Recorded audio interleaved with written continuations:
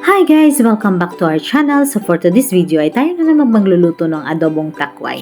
So ang una natin gawin ay igigisahin natin yung ating bawang at sibuyas at saka yung ating ginamos na pampalasa natin sa ating adobong takway.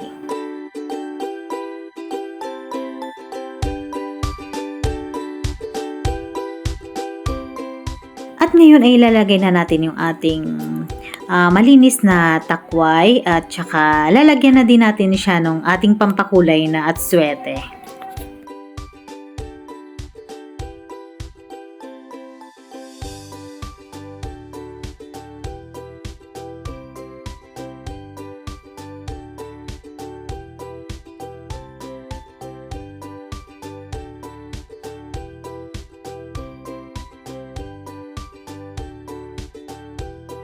Atin na pong ilagay yung ating tinimpla na asukal dun sa ating konting suka.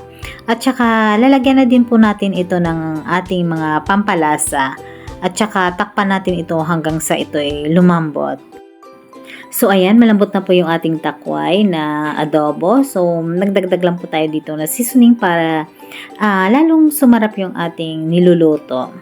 So antayin lang po natin itong maluto at saka sumuot yung ang linamnam ng ating seasoning dun sa niluto natin. So, ayan, pwede na po yung hanguin. Thank you for watching. Hope to see you guys in my next video.